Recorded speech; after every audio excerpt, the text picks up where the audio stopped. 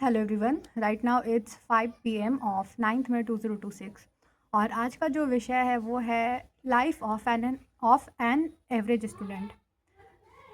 Average student की life मतलब शुरुआती पढ़ाई से लेकर कॉलेज जाने तक की जर्नी। करेंटली मैंने अपना नीट का पेपर दिया है और मैं एक ड्रॉपर हूँ। जब मैंने ट्वेल्थ के साथ अपना नीट दिया था, then I scored 412 marks out of 720 और मेरा all India rank was nearly 1,50,000 और आई गेस 1,25,000, याद नहीं है बट हाँ इसी रेंज में था। और मेरे ट्वेल्थ में मार्क्स तो 89%, टेंथ में मेरे मार्क्स तो इट वाज 93%। मैंने सीबीएसई से अपना क्लास ट्वेल्थ तक की पढ़ाई की है। उसके बाद I joined non attending school जहाँ से मैंने ट्वेल्थ किया।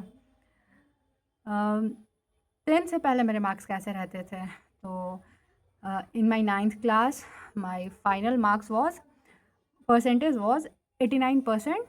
क्लास 8th में मेरे वैसे ही कुछ परसेंटेज थे। क्लास 6th 5 7 4 इन सब में या I always scored more than 90%, 94 95 96 93, यही सब हुआ करते थे मेरे परसेंटेज।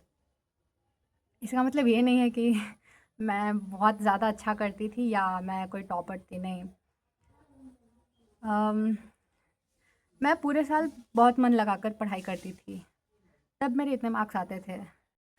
आपके फ्रेंड्स आपको कहेंगे अरे यार तुम्हारा तो इतना अच्छा आ रहा है, तुम तो इतने अच्छे से कर रहे हो, तुम तो पूरा दिन पढ़ते रहते होगे, तुम तो ब्रिलियंट हो, तुम्हारे पेरेंट्स तुमसे कितने खुश रहते होंगे, तुम्हारे घर में तो कोई प्रेशर ही नहीं होता होगा तुम पर। बट रियलिटी क्या होता है, वो एक एवरेज स्टूडेंट को ही पता होता है कि हाँ वो कैसे उतना भी मैनेज कर पा रहा है, वो कैसे 89% भी ला रहा है, वो कैसे 90% ला रहा है, अगर उसके 95 भी आ रहे हैं तो वो कैसे ला रहा है, वो कैसे सब कुछ को मैनेज कर रहा है। वो अपने दिन का, आई गेस हम लोग जो एवरेज स्टूडेंट्स होते हैं और जो चाहते हैं अपने, और जिनको पता होता है कि अगर उनके लाइफ में कुछ अच्छा हो सकता है तो वो सिर्फ पढ़ाई के थ्रू, तो वो अपने दिन का मैक्सिमम टाइम अपने स्पोर्ट्स को छोड़ना, अपने किसी भी हॉबी को छोड़ना, वो सब कुछ को छोड़ देते हैं बस कुछ अच्छे मार्क्स के लिए। तो जिन लोगों को लगता है कि नहीं, जिनके 93% मार्क्स आ रहे हैं, 92% मार्क्स आ रहे हैं, they are brilliant, they are doing such a good thing in their life, ऐसी बात नहीं है। वो बहुत कुछ मिस आउट कर रहे हैं, वो इस प्रोसेस में बहुत बार खुद को ही मिस कर देते हैं। तो हाँ, लाइफ बीइंग, बचपन से मैं एक एवरेज स्टूडेंट रही हूँ और अ, मैंने अपनी पढ़ाई में अच्छा करने के लिए बहुत कुछ को छोड़ा है। मैंने स्पोर्ट्स जो मुझे बहुत ज़्यादा पसंद था मैंने उसे छोड़ा। पेंटिंग, म्यूज़िक, मुझे मुझे इंटरेस्ट था, like few of my teacher suggested कि तुम डांस ज्वाइन कर लो, म्यूज़िक ज्वाइन कर लो, कुछ एक्स्ट्रा करिकुलर एक्टिविटीज़ करो। मुझे पता था कि अगर मैं कुछ करूँगी तो फिर मेरी पढ़ाई अफेक्टेड होगी बहुत ज़्यादा। और इसका मैं आपको एक एग्जांपल देती हूँ।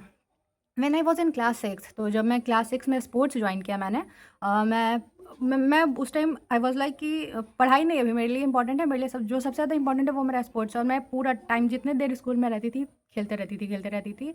आई वाज वेरी सीरियस कि मुझे इस स्पोर्ट्स में आगे जाकर कुछ करना है। तो एक साल हुआ ऐसे गुजरा समय, और आते हैं मेरे 6th के फाइनल एग्ज़ाम और मेरे मार्क्स काफ़ी ड्रॉप कर गए थे, 87%। मेरी फैमिली थोड़ी-सी उदास हो गई थी। मतलब उदास नहीं हुई थी, उन्होंने कहा कि स्पोर्ट्स की वजह से तुम्हारी पढ़ाई अफ़ेक्टेड हुई है। और अंदर-अंदर मुझे मेरे टीचर्स ने भी मुझसे कहा कि तुम्हारा हमेशा 90% आता था, अभी तुम्हारा घट कैसे गया, ऐसा नहीं होना चाहिए था एंड ऑल। मुझे याद है जब मैं क्लास 10th में थी तो हमारे स्कूल में टीचर्स डे का सेलिब्रेशन था और शायद उसी के आस-पास हमारे एग्ज़ाम्स भी आने वाले थे।